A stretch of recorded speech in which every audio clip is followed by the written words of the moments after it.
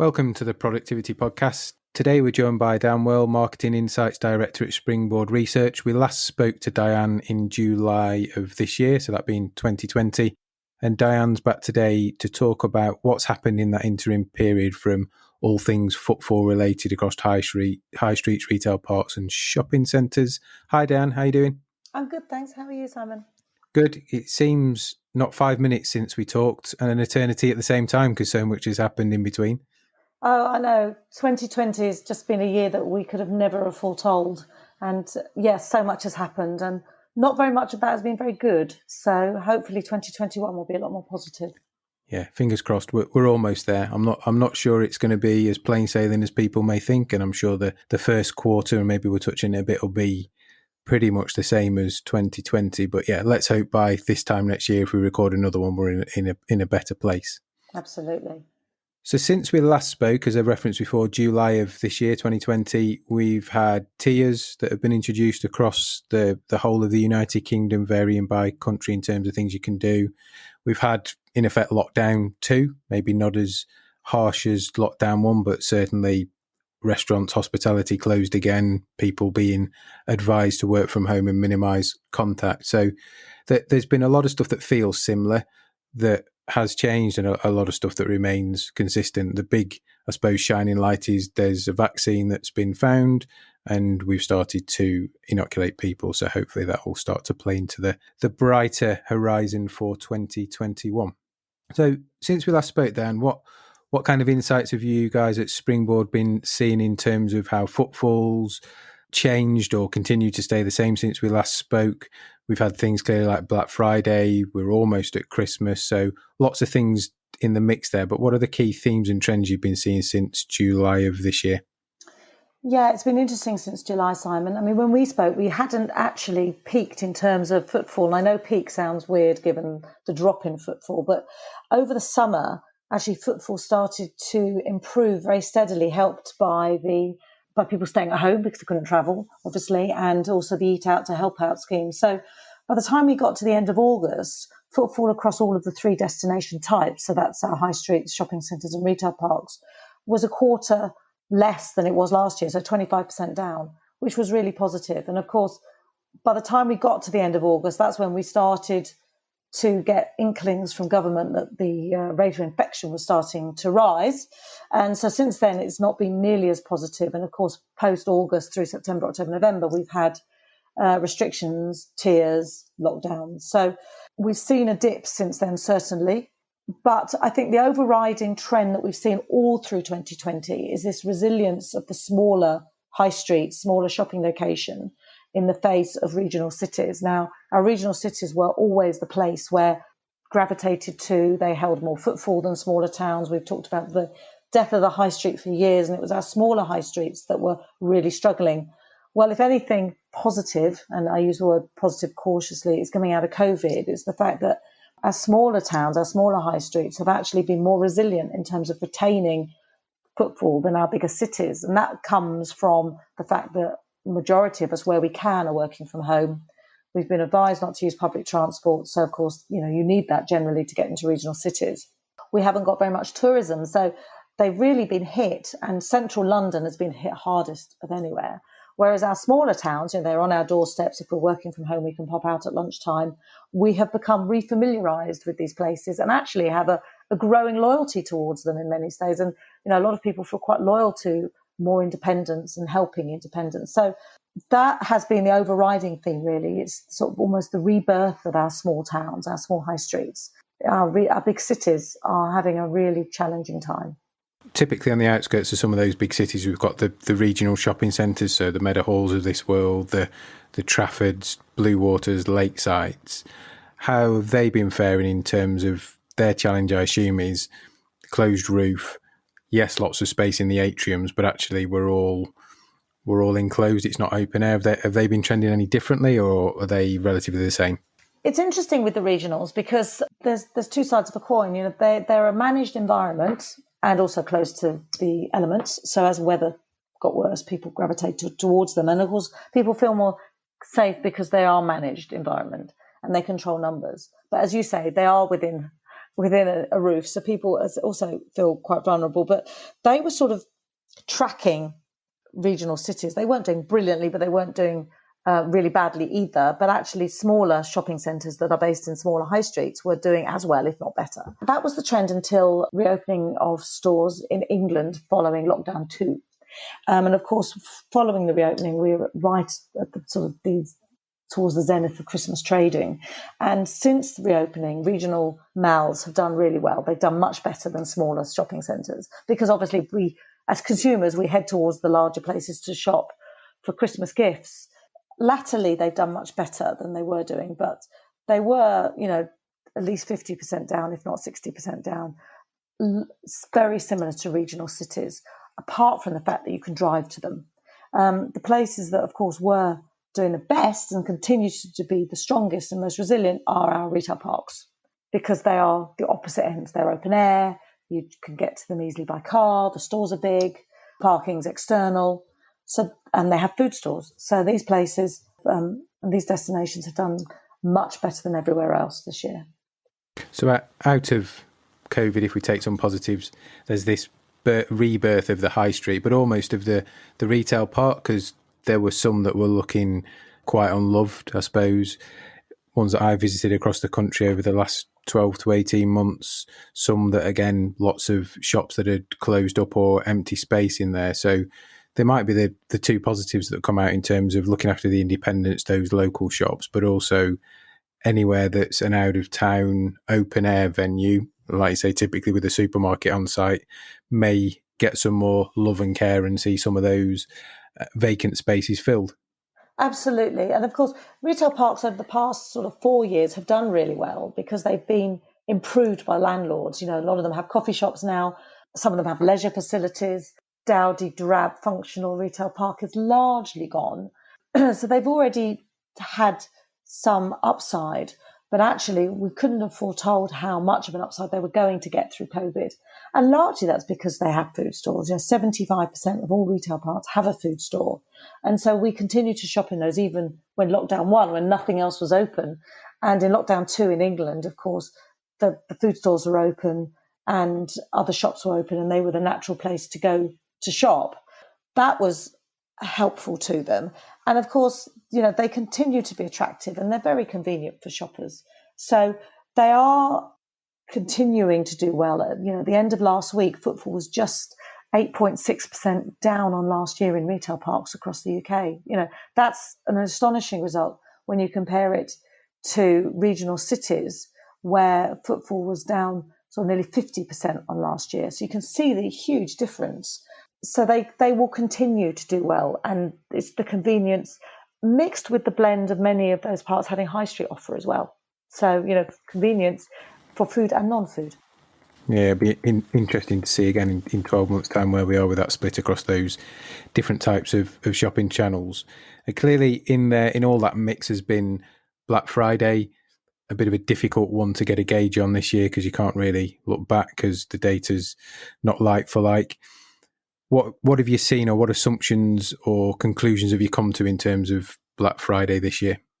Yes, of course, Black Friday was right in the middle of lockdown 2 in England. So there was no opportunity for shoppers to go to stores to shop. So they had to shop online. Of course, they could go to stores that were deemed essential to shop. And we did see footfall on Black Friday itself in high streets and shopping centres predominantly increase from the week before. It's interesting because you could go to an M&S on Black Friday because it has food and also shop for non-food. So it wasn't a truly level playing field by any manner of means, but we certainly saw an increase from the week before, although we have seen increases in footfall on a week-by-week basis generally throughout 2020. So it wasn't such an enormous increase that you think to yourself, oh, this is driven by Black Friday itself. But certainly the increase on Black Friday was greater in high streets and shopping centres. Therefore, does suggest that there's a bit of shopping going on there. Yeah, it's interesting with Black Friday. I mean, we haven't had the online results for Black Friday yet, or the results for November yet. So we haven't really got evidence to say how successful Black Friday was. And we need that because it clearly, as I said, it's all online. So it'll be next year before we really know whether Black Friday is continuing as an event in the calendar. But the essence and the sense we're getting from retailers is that it is, and it's really starting to mark the start of Christmas trading. And it has really become a fixture in the retail calendar, whether or not retailers want to participate or not. Yeah, I'm a bit confused by it still, I suppose, because, like you say, it does mark the start of Christmas trading. There's clearly lots of discounts that are applied. So are you just bringing forward Christmas sales? Are you damaging margin? All seems to create a really big peak for the stores in normal times when you can go out and do things, but also for the distribution channel. So we're working with a couple of retailers at the moment who've said to us, and when we've been in the stores, the volume of online click and collect parcels that Black Friday, Cyber Monday generated for the stores was almost unmanageable. So they didn't have the storage space because they're used to having, 2 or 3, 4 or 5 parcels delivered to the store for collection by customers a week. And all of a sudden it's 400. The stores aren't set up to deal with it. So therefore, as a customer, it takes longer to get them a parcel. I'm sure there'll be instances where people go and they can't find the parcel and all those things. So they create themselves this massive spike of workload either in the store or from the distribution centre to the store at almost a reduced margin and sale price. So as a retailer, I probably feel I've got to do it, but from the outside looking in, it feels counterintuitive. And I think we talked before, Diane, about some of the bigger multiples started to opt out, didn't they? Because I think they saw how it was growing and what it was doing to the store teams. No, I think you've summed it up really, really well, Simon. All those issues that you mentioned are exactly the issues why retailers shouldn't participate in Black Friday, yet they do. And it's simply competitive pressure. Next and M&S are probably the only retailer who can sit outside Black Friday and feel comfortable about doing that. But the rest of retailers is all about grabbing the shopper first and claiming that shopper before anyone else does. And really it's creating that loyalty in the run up to Christmas. If they can get that shopper on their side buying their products for Christmas, they're more likely to hold on to them. So you're absolutely right. They are driving margin down. And of course, that has long-term implications for retail because the lack of capital and funds within the business means they can't actually future-proof their business. They can't actually revolutionize their business and regenerate their business in the way they need to in the 2021 world and in a true multi-channel world that we're now sitting in. Yeah, it'd be interesting if there's a bulk that want to break the mold, or almost it becomes Black Friday month and really that's the end of November through to Christmas, just to smooth out that workload. Again, back to my time running stores, I would have probably dreaded that weekend just because I knew what was coming. Great for sales, but from a store workload point of view, how do I cope with it? How do I make sure it's right for the customer and deliver what the company wants? So challenging times in that respect. I'm not sure they'll solve it because it kind of comes and goes, doesn't it? And once people are into January, they're thinking about new year, new budgets, what does it hold? And then all of a sudden it creeps up on you again. Black Friday example kind of plays back to some of the new habits we've formed. Lots more shopping online, lots more click and collect. We're seeing lots more synergies of organisations you wouldn't have thought working together, and those that are all taking advantage of Uber Eats, Deliveroo, Eat Out, all those other brands for delivery. So the channels have morphed, changed, blurred into each other, if you like.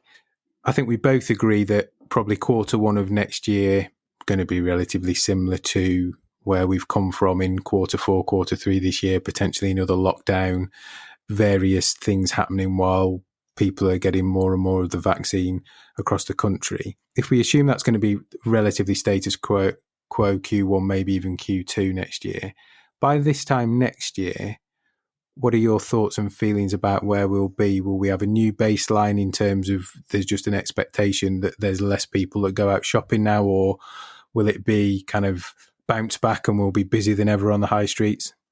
This is going to be real stargazing, actually. I do think there's been a fundamental shift in shopping that's been brought about by COVID. There's much more of a widespread adoption of online by people who previously wouldn't have shopped online because they've had to through COVID.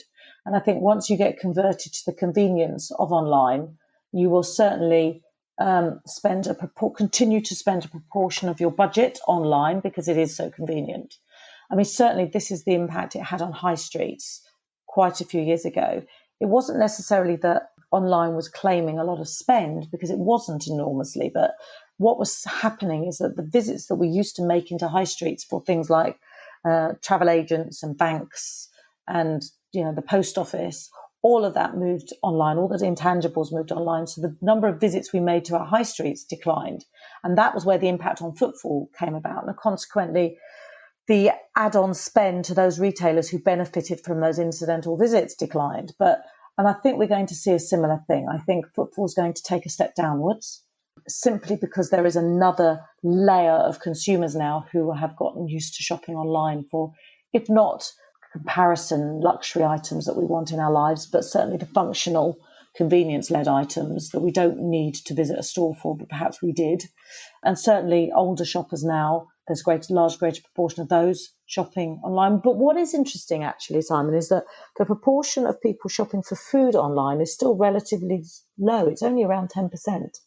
So actually, which is why our food stores have had such a bonanza year, the majority of us still want to go to food stores.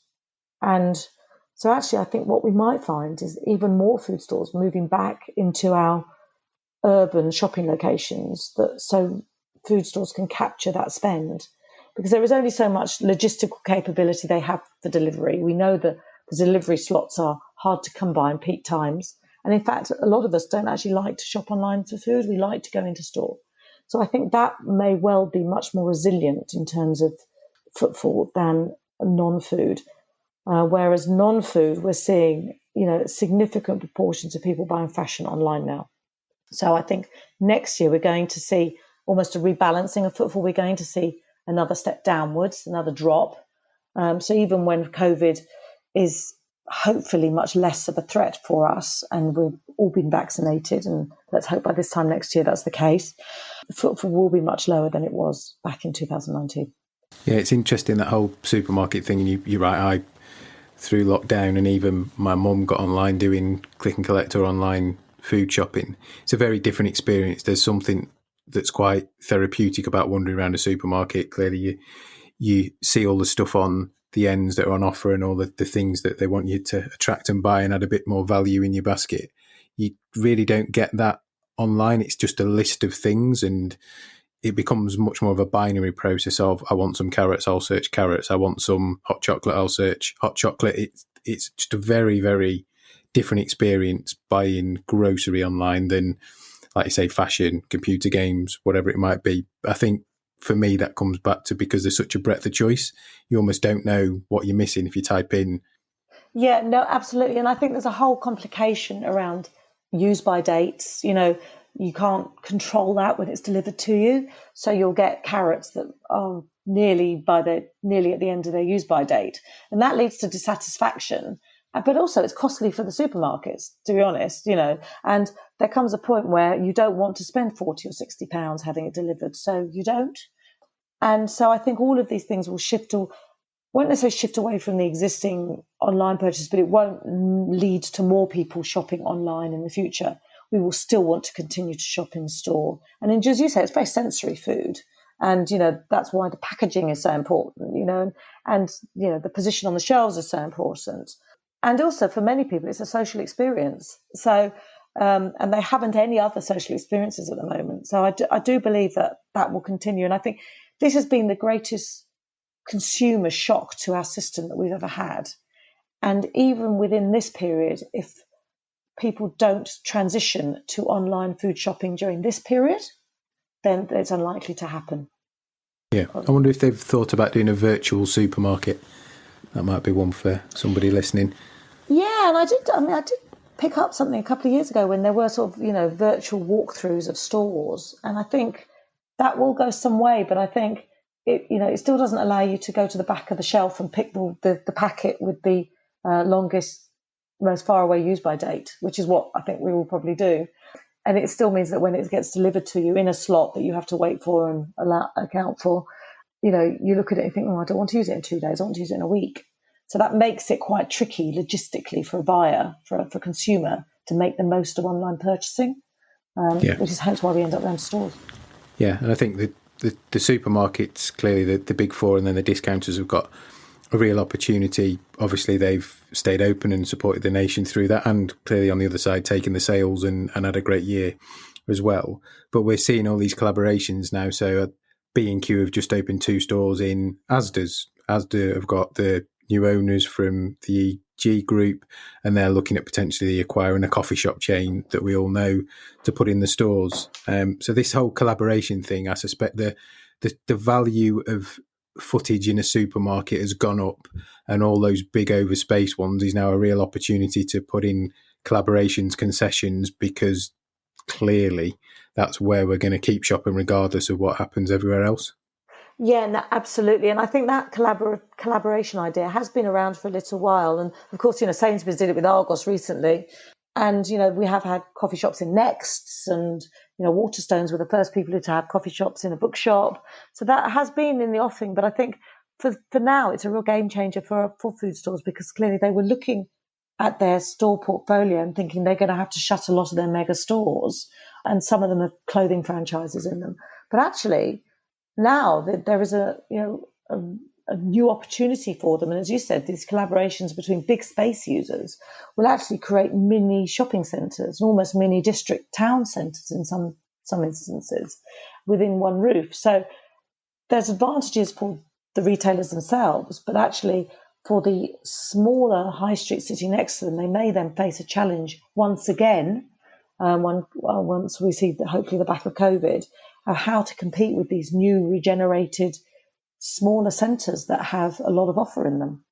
Yeah, you're right to call out Waterstones and Next have done a great job over the years with Paper Chase and Costa. They've got a couple where they've got car showrooms in, so they've clearly been on board for much longer than what's been born out of COVID. The other interesting thing for me is around that whole convenience versus supermarket model. So although they might have great opportunity in the piece around the larger stores, actually if we're shopping less often because we want less contact, they've all driven convenience as their kind of expansion market. So again, I think that might change the dial for them in terms of, if we're shopping less often but in the larger supermarkets, how many convenience stores do I need in a town around my large supercentre? Yes, absolutely. It's almost, it's flipping a coin back to where we were before they started to look at the big stores and start to review the size of their network on those. We had this expansion of the smaller food store because we were starting to shop for food in a more top-up daily way. But of course, a large proportion of those are in our big regional cities, because they were being supported by the working population. And if they're not there, then they won't survive. I'm sure they're reviewing their smaller store portfolio as we speak and looking at where the future will lie for those stores. In perhaps smaller high streets, they may take a different view and retain those stores, or even open up new local food stores in high streets where they don't currently exist, or strengthen those food stores or segment them in a different way. And because we are shopping more locally, perhaps have a more convenient catering offer, hospitality offer in some of the smaller high streets that cater for people working at home perhaps, and have fresh baked bread or sandwiches, something that enables them to have a strong lunchtime trade. But I think there's going to be some granular changes that need to happen within the retailers' networks, and they're going to be quite subtle. And there's going to be quite a lot of segmentation that will need to happen, and distinction between different types of shopping location. Let's pause there. I think there's some green shoots, if you like, for maybe Q2 onwards next year.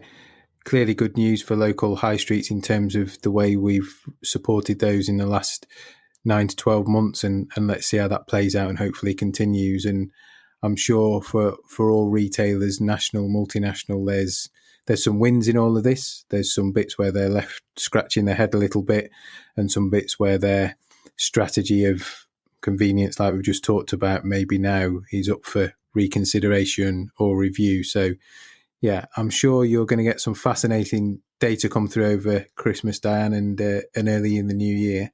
Let's put something into record maybe midway through next year and see how well we predicted the future or not. Yeah, that would be fantastic. I think we're going to see a lot of changes. Brilliant. As ever, it's great to catch up and really appreciate your time. Take care. Thanks, Simon.